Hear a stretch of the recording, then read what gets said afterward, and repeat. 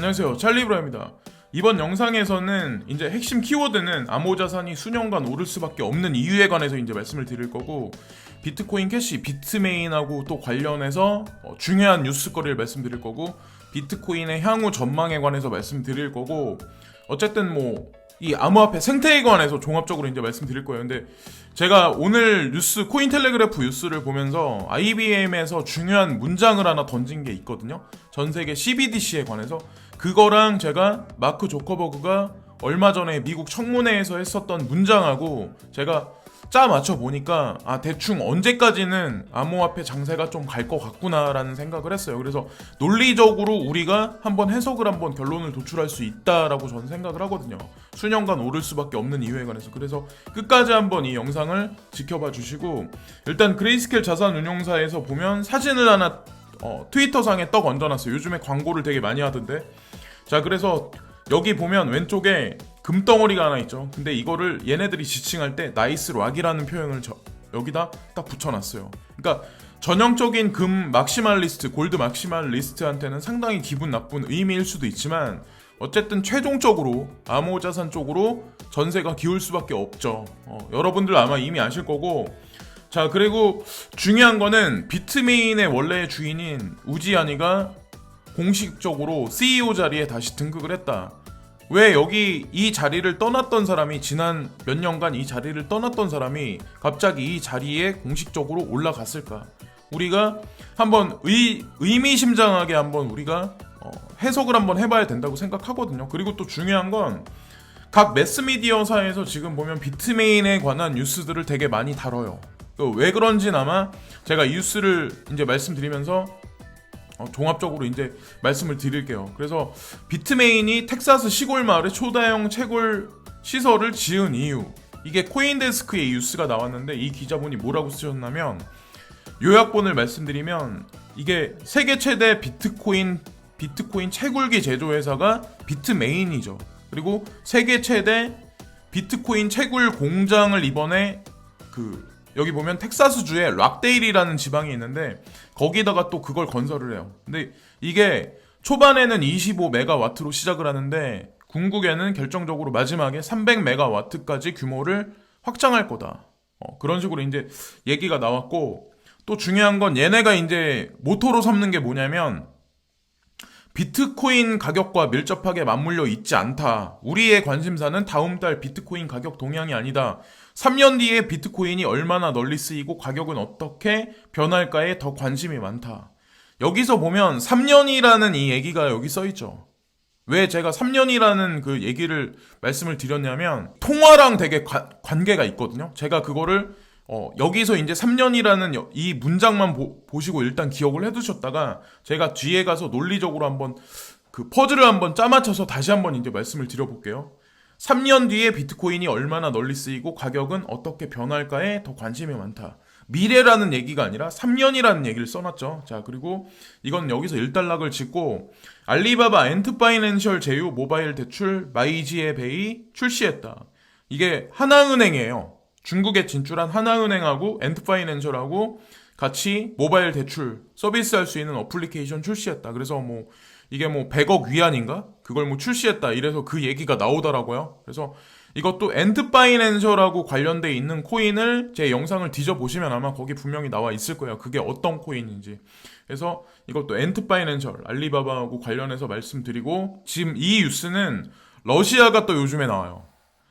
갑자기 왜 지금 보면 공산권, 어떻게 보면 그런 나라들이 왜 암호화폐에 관해서 밀접하게 관련지어서 이런 뉴스들이 왜 많이 나오는지 모르겠지만, 이거는 코인 텔레그래프의 뉴스가 나왔는데, 러시아가 공식적으로 정부에서 무슨 얘기를 이제 던졌냐면, 오피셜하게 정부에서 던진 얘기예요.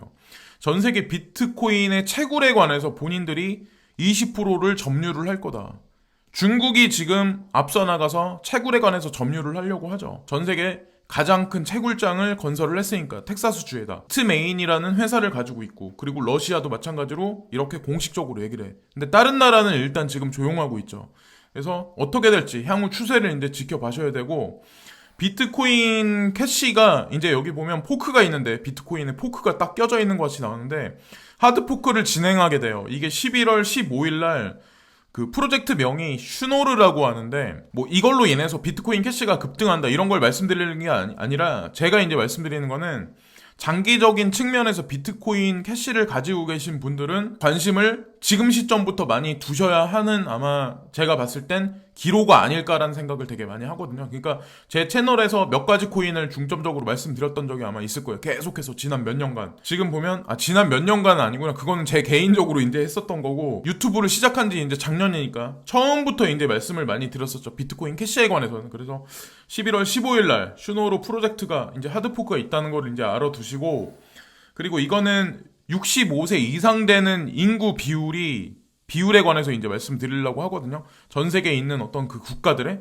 그래서 65세 이상 되는 어떤 그 노인분들의 인구 분포도 일본이 전 세계 1위, 27%, 이탈리아가 23%, 독일이 21%, 프랑스가 19%, 스페인이 19%, 영국이 18%, 캐나다가 17%, 그리고 폴란드가 16%, 미국이 15%, 러시아가 14%, 중국이 10%, 일본이 있고 이탈리아가 있고 독일이 있고 프랑스가 있고 스페인 20% 연역돼 있는 그런 근방에 있는 나라들은 뭐 GDP, GNP가 됐든 점진적으로 이 국가가 어떻게 보면 활성화됐고 막 이렇게 점진적으로 막 나아갔던 확장 일로에서 축소하는 단계로 보시는 게 낫지 않을까라는 생각을 되게 많이 하거든요. 왜?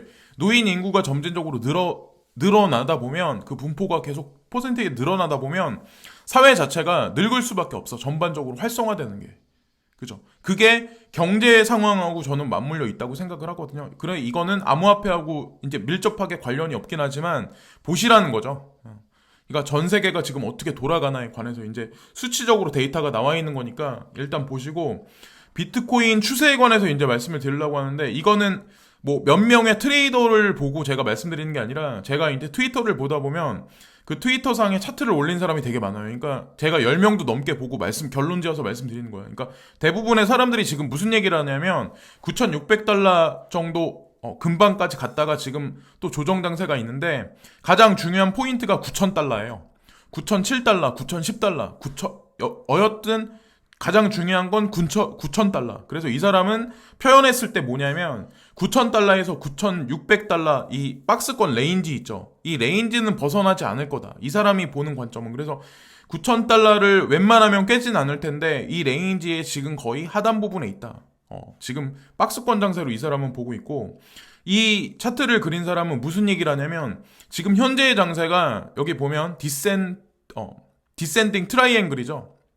근데 이게 수렴하려면 며칠간의 시간이 더 필요하다. 그게 뭐 하루가 될 수도 있고 이틀이 될 수도 있지만 그러고 나서 지금 이 디센딩 트라이앵글 바닥권 쪽에 있는데 자기는 이 추세가 한 번 더 살짝 위로 올라갔다가 꺾였을 때 다시 들어갈 거다라는 얘기를 하거든요. 그래서 어쨌건 중요한 건 이 사람도 디센딩 트라이앵글 바닥권에 지금 현재 있다. 그래서 만약에 여기 노선이 깨지면 이 사람이 바라보는 관점은 8,600달러 이 언저리를 보고 있거든요. 8,700달러나. 그래서 어쨌든 가장 중요한 포인트는 공통적으로 사람들이 말하는 거는 9,000달러대다.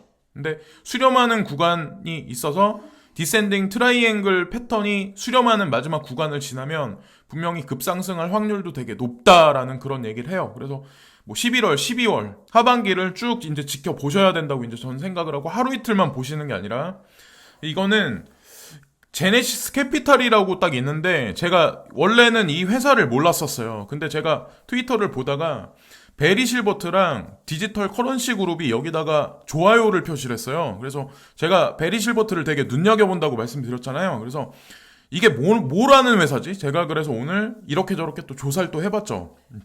그래서 제네시스 캐피탈이 지금 보면 쿼터 3에는 자기네가 이제 자금 수요를 받은 게 사람들이 여기다 금액을 입금한 게 870밀리언이래요. 근데 전 분기에는 그러니까 지난 분기에는 746밀리언이었다. 근데 이게 점진적으로 계속 늘어나고 있다. 이런 얘기를 하고 있어요. 그리고 지금 자기네가 오더북에 지금 걸려 있는 게 론 해가지고 이제 바깥으로 빼낸 돈이 600밀리언 달러다. 이 돈이 개인들이 여기다 돈을 넣은 건 아니거든요. 그레이스케일 자산운용사는 개인들이 이제 관여하는 거지만 제네시스 캐피탈은 여기 보시면 아마 아시겠지만 이게 제네시스 캐피탈 메인 홈페이지거든요.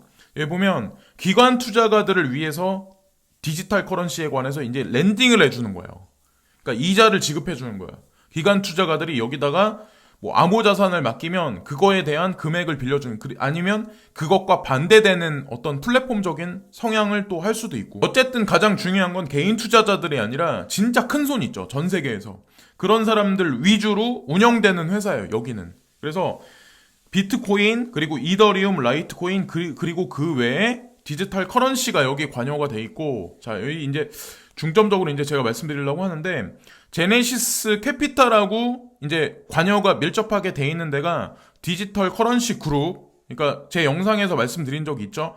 제네시스 얘네 지금 제네시스, 그리고 그레이스케일 자산운용사, 이 세 가지가 뭉뚱그려서 움직여요. 그래서 그걸 일단 말씀드리고, 그리고 번외로 이제 벡트 거래소의 볼륨량에 관해서 이제 말씀을 드리면, 갑자기 급격하게 급상승을 했었죠, 요 며칠간 이제 비트코인이. 근데 그때가 10.3까지 올라갔는데 지금은 그 반으로 좀 떨어졌어요, 볼륨량이. 지금 보면 이게 벡트 거래소 트레이딩 볼륨량이거든요. 그래서 5.9에서 6.7이다. 어쨌든 조정 장세에 있긴 한데, 예전보다는 지금 점진적으로 벡트 거래소 볼륨량이 늘어나고 있는 건 사실이에요. 그거를 우리가 포인트를 잡아야지, 단기적으로 뭐 비트코인이나 아니면 전반적인 지금 알트코인 장세가 조금 꺾였다고 그래서 거기에 포인트를 너무 많이 비중을 두지 마시라는 거죠. 자, 그리고 디지털 커런시 그룹이 여기 나와 있는데, 여기 CEO면서 이제 펀더가 베리 실버트예요. 그레이스케일 자산운용사의 대표. 그리고 아까 보면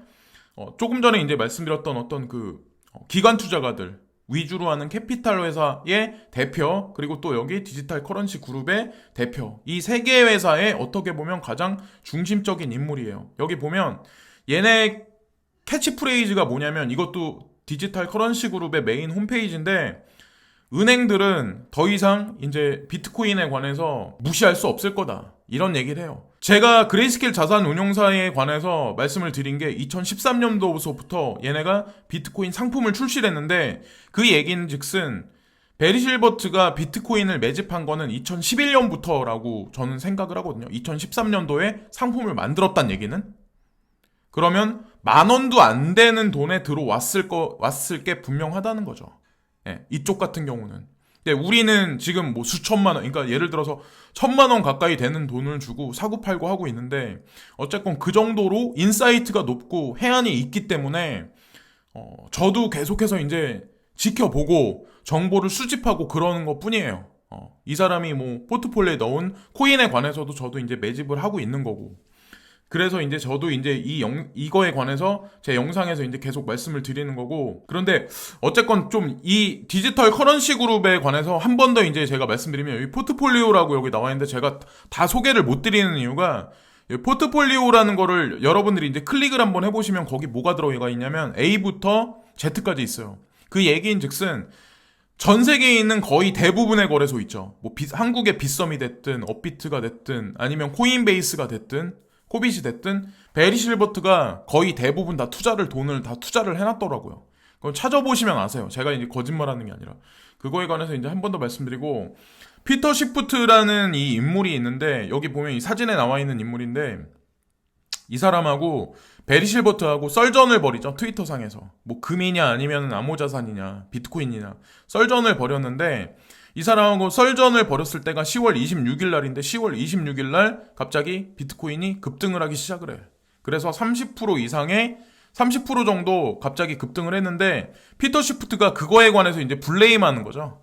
근데 고래들의 장난일 뿐이다, 이게. 이 사람은 그렇게 얘기를 하는 거죠. 그래서 골드 막시멀 리스트가 이기냐 아니면 암호자산 그러니까 비트코인 막시멀 리스트가 이기냐에 관한 게 최종적으로는 관전 포인트라고 생각을 해요. 그래서 그것도 이제 추가적으로 제가 코인 텔레그래프에 나왔기 때문에 말씀드리는 거예요. 그래서 피터 시프트는 많은 어떤 그 고래들이 괜히 대중들을 부추겨가지고 지금 비트코인 가격이 떨어지지 못하게 막고 있다, 그거일 뿐이다, 그냥 장난일 뿐이다, 그들의 장난일 뿐이다 라고 얘기를 하죠. 근데 저는 뭐 아니라고 이제 항상 생각을 하고 있고, 이것도 보면 잭도시라는 사람을 아마 아실 거예요. 잭도시가 트위터의 CEO죠. 그 사람이 이제 이틀 전인가 아마 뉴스를 한번 한 적이 있을 거예요. 뉴스에, 이게 코인텔레그래프에 뉴스가 나는데, 자기는 암호자산에 관심이 없다. 그렇게 얘기가 나왔죠. 근데 딱 이틀 딱 지나니까 지금 보면 코인 리스트라는 어떤 암호자산 거래소가 있는데 거기에 이 사람이 돈을 되게 많이 투자를 했대요. 이 스타트업에. 그러니까 뉴스를 100% 그대로 보지 말자고 제가 계속해서 이제 말씀드리는 거예요. 자, 대부분의 SNS하고 관련돼 있는 그런 회사들은 거의 대부분 다 암호화폐 쪽에 다 돈이 투자돼 있거나 본인들이 생산을 해. 텔레그램, 지금 보면 트위터도 지금 여기에 꼈죠. 그리고 페이스북, 리브라.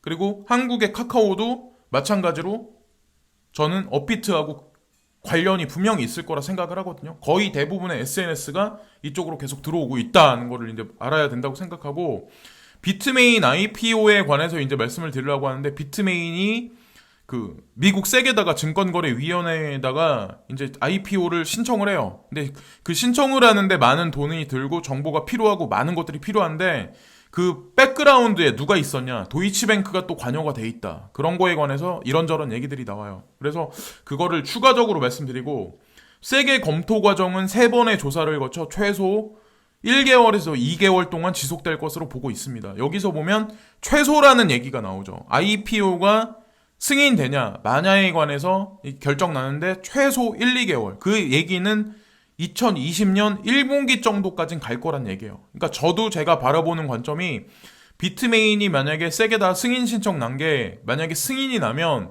그 파급 효과가 비트코인 캐시한테는 어마어마하게 올 확률이 되게 높다고 생각을 하거든요. 미래를 보고 우리가 움직이는 거기 때문에 이제 말씀드리고, 자, 여기서부터 이제 잘 보셔야 돼요. 이제 핵심 내용이 이제 나오기 시작하거든요.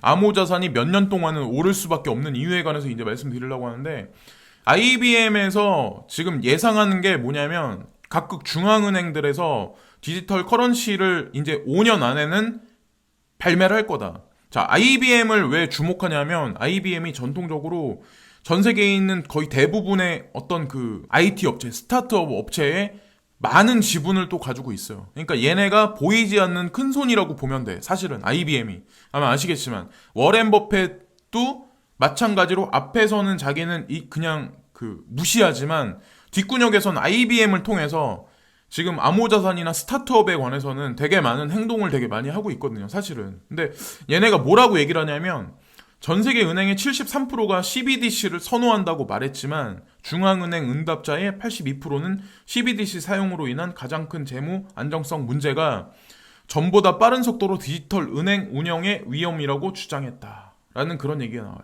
그러니까 전 세계 은행의 73%가 CBDC를 선호한다. 이게 이제 핵심이고, 첫 CBDC는 5년 안에 예상됩니다. 라는 그런 얘기가 나와요. 제가 왜 지금 비트코인이니까 암호화폐 장세가 몇 년 동안 올라갈 거라고 제가 말씀을 드리냐면, 자, 여기 보세요.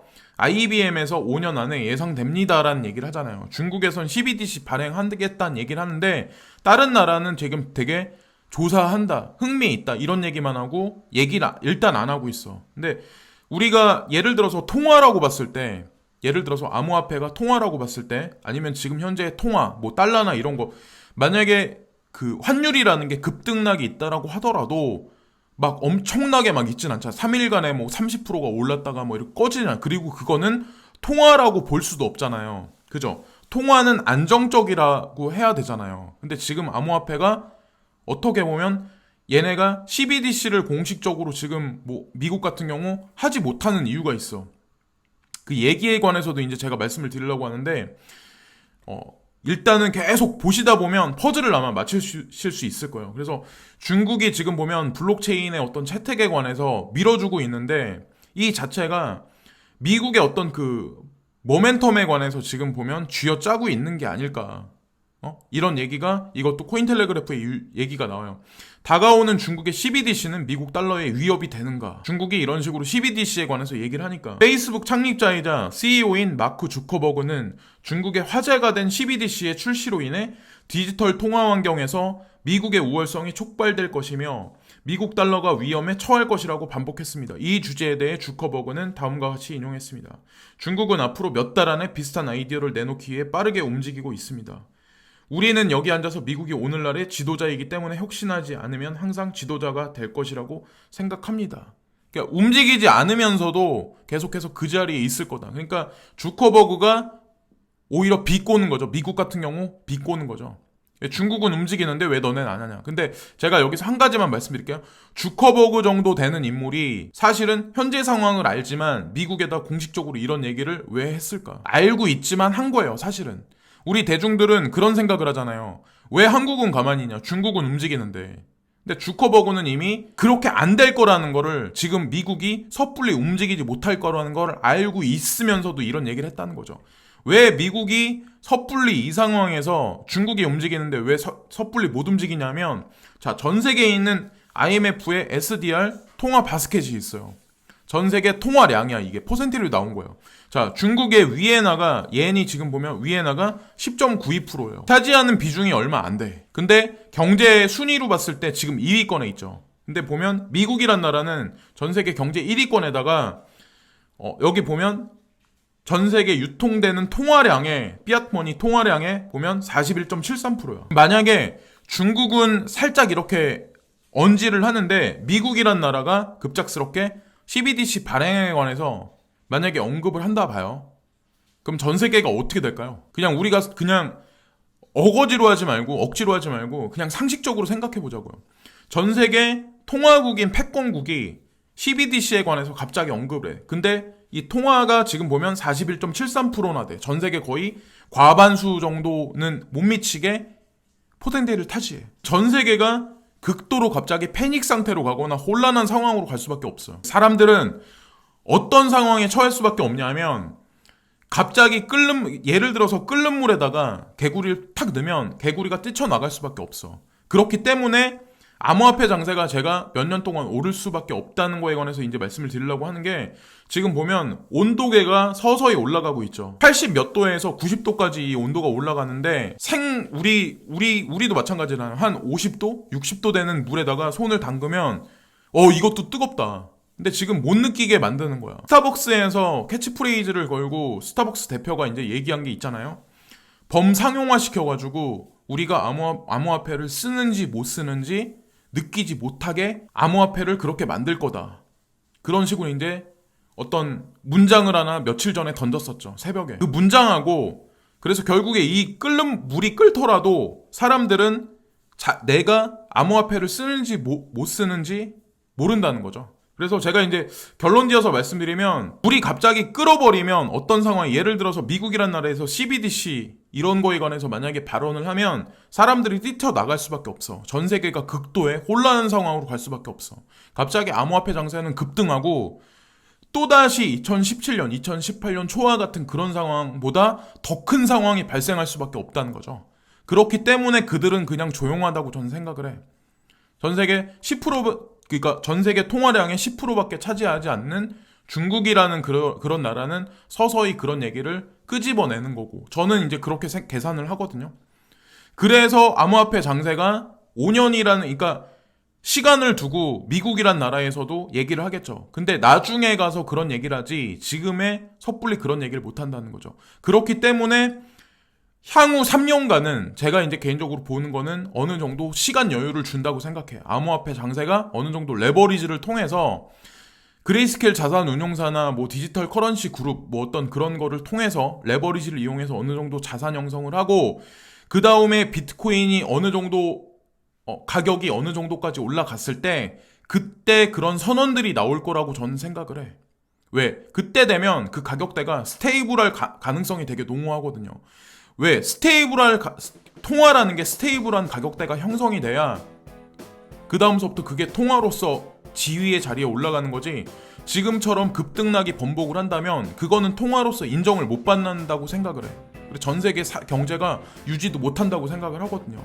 그렇기 때문에 IBM에서 한마디 5년 안에 CBDC 이런 얘기를 던진 거랑 이런저런 어떤 그런 거를 믹스해서 우리가 결론을 도출해보면 앞으로 몇 년간은 올라가고 그 다음서부터는 점진적으로 스테이블한 상황으로 그냥 연출되지 않을까. 그러고 나서는 우리한테 투자할 수 있는 기회가 안 오겠죠. 그렇기 때문에 극도의 불안한 상황, 그리고 지금 아직까지 제도권 수용이 없는 상황이 오히려 암호화폐 투자하기에 지금이 적기가 아닐까, 지금 타이밍이 나쁘지 않은 타이밍이 아닐까라는 생각을 하는 거죠. 그래서 이런저런 말씀을 드렸는데 제가 글로 표현하고 그렇게 하는 게 아마 더 나을 수도 있을 것 같아요. 제가 이제 제가 말씀드린 거를 두서가 없을 수도 있기 때문에. 그래서 뭐 어쨌건 오늘도 이렇게 저렇게 아침 새벽부터 시청해주신 모든 분들 오늘 하루도 즐거운 하루들 되시고요. 끝까지 잘 큰 포텐셜 비전을 보시고 잘 이렇게 큰 수익을 몇 년간 안에 거두셨으면 좋겠습니다. 네, 지금까지 찰리 브라운이었고요. 항상 진심으로 감사합니다. 구독과 좋아요 부탁드립니다. 항상 진심으로 감사합니다.